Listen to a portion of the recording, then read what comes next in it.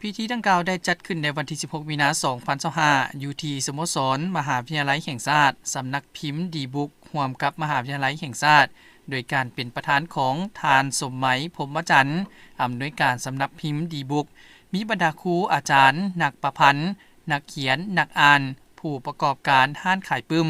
พร้อมด้วยนักเรียนนักศึกษาเข้าร่วมท่านสมไหมพรหมจันทร์ได้กล่าวว่าสำหรับปี 2025 นี้งานมหกรรมหนังสือมหาวิทยาลัยแห่งชาติครั้งที่ 5 มีความพิเศษหลายประการปีนี้เป็นปีประวัติศาสตร์ที่พวกเขาชาวลาวเฉลิมฉลอง 50 ปีแห่งการสถาปนาสาธารณรัฐประชาธิปไตยประชาชนลาว 70 ปีแห่งการสร้างตั้งพรรคประชาชนปฏิบัติลาว 26 ปีวันกวีโลกและ115 ปีวันแม่หญิงสากลเนื่องในโอกาสเฉลิมฉลอง 50 ปีสาธารณรัฐประชาธิปไตยประชาชนลาวใต้หัวข้อการอ่านเพื่อการพัฒนาซึ่งสอดคล้องกับแผนยุทธศาสตร์การพัฒนาทรัพยากรมนุษย์ของสาธารณรัฐประชาธิปไตยประชาชนลาวฮอดปี 2025 และเป้าหมายการส่งเสริมการอ่านให้ได้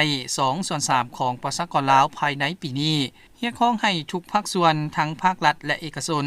สถาบันการศึกษาครูอาจารย์พ่อแม่ผู้ปกครองและประชาชนลาวทุกคน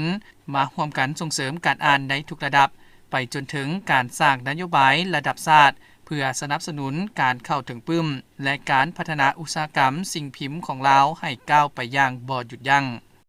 ในระยะผ่านมาข้าพเจ้าก็เห็นได้เนาะว่าพรรคเฮาหันมีการสินำพาที่สลาดสงสัยเนาะเห็นในประเทศไทยมีการพัฒนาอย่างรอบด้านในแขนงศึกษาเนาะข้าพเจ้าเป็นผู้หนึ่งที่เป็นบุคลากรการศึกษาก็เห็นว่าพรรคนั้นได้มีการนำพาให้ในการศึกษาของเฮานี้มีความเจริญมีการพัฒนาในทุกด้านโดยเฉพาะในหลักสูตรการเรียนการสอนมีการพัฒนาให้มีคุณภาพที่ดีขึ้นมีความทันสมัยเทียบเท่ากับภาคพื้นในสากลเนาะโดยเฉพาะด้านบุคลากรก็ได้มีการยกระดับเป็นให้บุคลากรมีความสามารถสร้างบุคลากรเอารับใช้สังคมหรือว่ารับใช้ประเทศชาตินั้นอย่างมีคุณภาพฉะนั้นอีกอันนึงที่สำคัญก็คือถึงว่าในระยะซุมปีผ่านมานี่เนาะจะมีปัญหาหนึ่งเนี่ยด้านเศรษฐกิจแต่ว่าพรรคก็สามารถที่นำพาหาทางออกช่วยให้ประชาชนของเฮานี้สามารถซอกวิธีทางให้มีความว่าพัฒนาชีวิตการเป็นอยู่ของเจ้าให้ดีขึ้นเป็นก้าวๆเนาะเนื่องในวันสร้างตั้งพรรคประชาชนลาวที่จะมาฮอดนี้ซึ่งแม่นครบรอบ70 ปีน้องขออวยพรให้ทุกท่านเนาะจงมีสุขภาพแข็งแรงตลอดระยะ70 ปีที่ผ่านมาพวกน้องเห็นได้ถึงบทบาทการจะตั้งอันสูงสุดและเป็นตัวแทนที่จงรักภักดีของประเทศลาวอย่างเสมอต้นเสมอปลายนอกจากนั้นเนาะมาฮอดปัจจุบันนี้น้องเองก็สังเกตเห็นได้ถึงพัฒนาการของประเทศลาวและน้องก็หวังอย่างยิ่งว่าประเทศของพวกเราจะบ่หยุดการพัฒนาเพียงเท่านี้อย่างแน่นอนสุดท้ายนี้น้องขออวยพรให้พรรคประชาชนลาวจงมีแต่ความสุขความเจริญประสบผลสำเร็จนอกจากนั้นก็ยังเปิดโอกาสรับเอาแนวคิดแบบใหม่จากคนยุคใหม่เพื่อพัฒนาประเทศเฮาให้ไปฮอดอย่างดีที่สุดเจ้าขอบใจ